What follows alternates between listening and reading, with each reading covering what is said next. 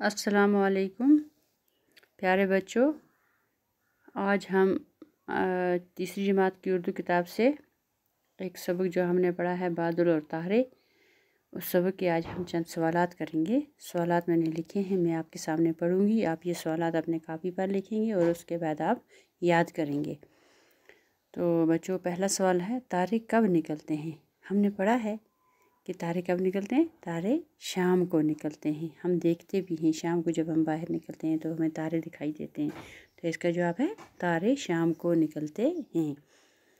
दूसरा सवाल है, छोटे छोटे बादलों को अपने कंधों पर कौन उठा के ले लाया? आपने पढ़ा है नज़म में कि कौन लाता है छोटे बादलों को कंधों पे उठा के? तेज़ हवा के झोंके। तो जवाब इस तरह से लिखना है, छोटे छोटे बादलों को अपने कंधों पर तेज़ हवा के झोंके लाए। ठीक है। तो तीसरा सवाल है, आँख मचोली खेलते हुए बच्चे किसको कहा गया है? इन्हें वहाँ तारों को कहा गया है ना। हमने पढ़ा था नज़म में कि जैसे खेले आँख मचोली,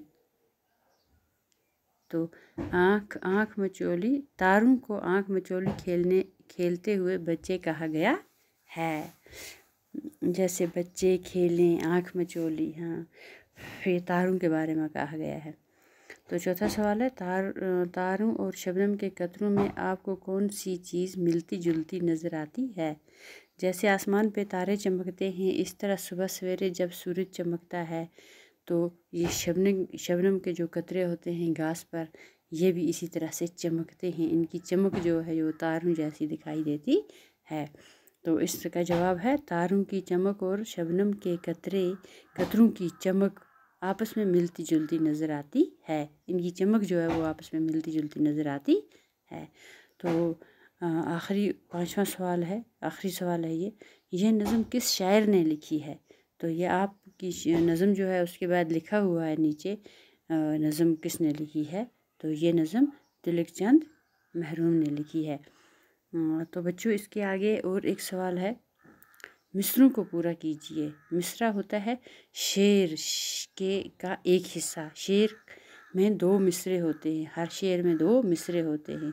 तो एक मिसरा जो है, यहाँ एक एक मिसरा दिया है, तो ये मिसरे जो हैं ये पूरे करने हैं।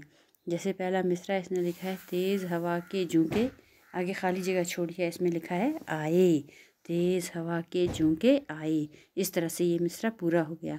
दूसरे में इसने लिखा है, आँख मचोली गली, फिर आगे खाली जगह है, तो मैंने यहाँ लिख के रखा है आँख मचोली गली गली में। तो तीसरा है, खेल रहे हूँ, आगे खाली जगह है, खाली जगह में लिखा है जैसे बच्चे, खेल रहे हों जैसे बच्चे। नीचे है, या शबनम के कतरे, आगे खाली जगह में मैंने लिखा है चमकें, या शबनम के कतरे चमकें। तो ये मिसरे इस तरह से मुकम्मल हो जाते हैं।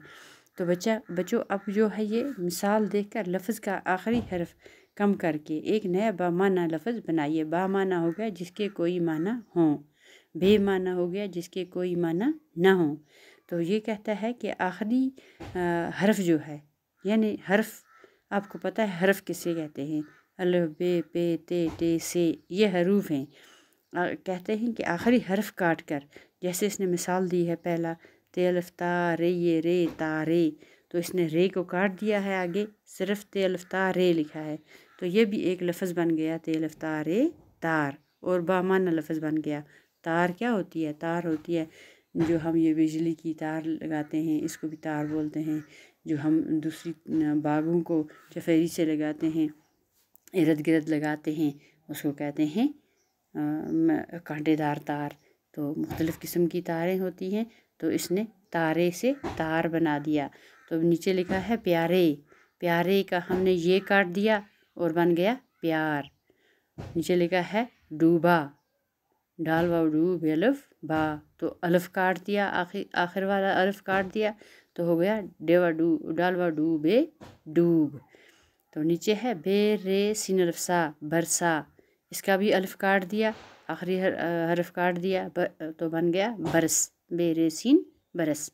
तो नीचे है नून की फलाम अलिफला, निकला, इसका भी अलिफ काट दिया, तो नून की फलाम निकल, तो निकल बन गया लफ्ज़।